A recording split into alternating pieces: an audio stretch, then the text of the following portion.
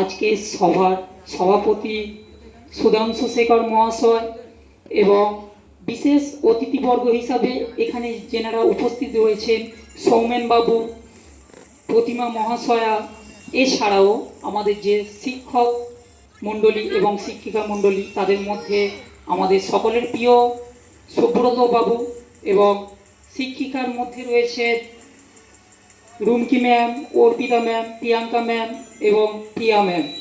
সকলকে শিক্ষক দিবসে শ্রদ্ধা এবং সমস্ত শিক্ষক জাতির প্রতি শ্রদ্ধা জানিয়ে আজ আমি দু এক কথা তোমাদের বলছি, মন দিয়ে শোনো, আশা করছি তোমাদের ভালো লাগবে।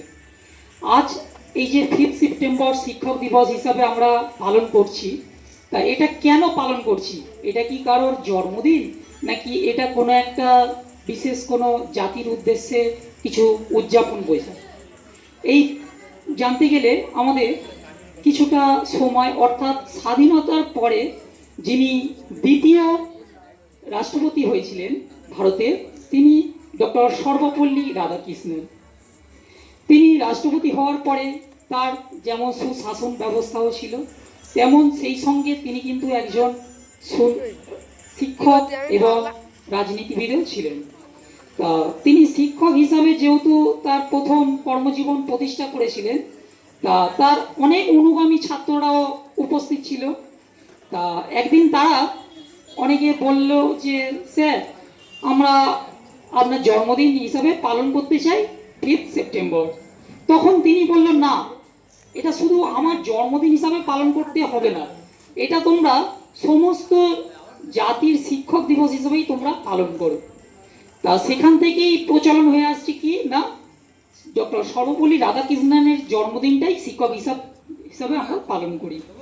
এখন প্রশ্ন আসছে কি, শুধু শিক্ষকদেরই আমরা সম্মান করব, তাছাড়া কি আর কাউকে আমরা সম্মান করব না? সে কথা কিন্তু আমার বক্তব্যের মধ্যে আমি বলতে চাইছি না। কারণ আমাদের প্রকৃত শিক্ষক কি জানো? প্রকৃত শিক্ষক আমাদের 3 জন শিক্ষাগুরু। তাদের মধ্যে কে কে আছে? আমাদের বাবা মা, এবং তৃতীয় জন যিনি থাকেন তিনিই আমাদেরকে শিক্ষক।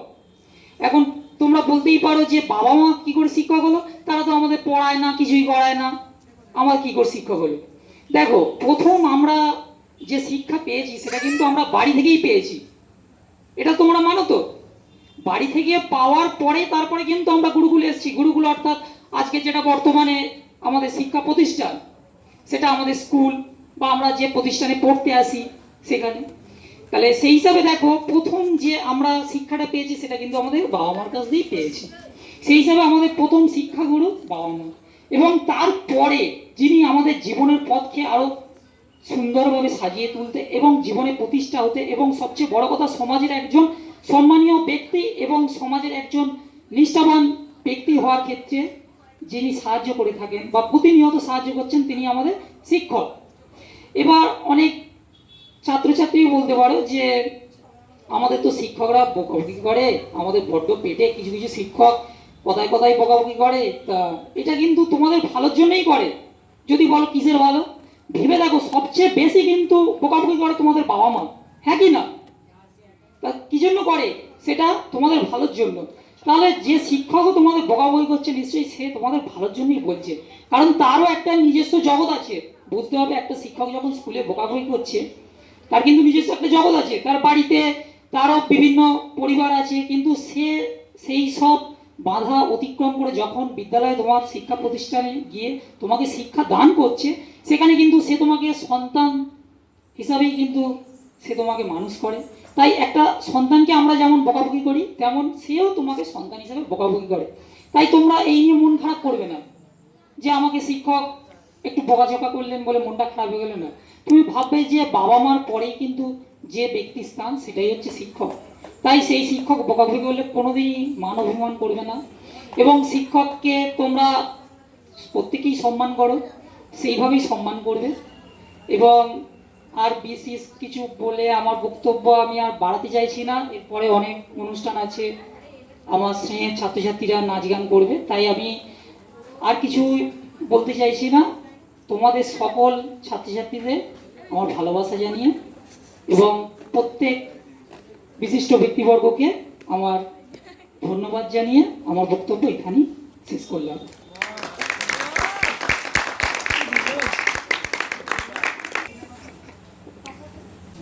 ধন্যবাদ মাননীয় সোমনাথ প্রামাণিক।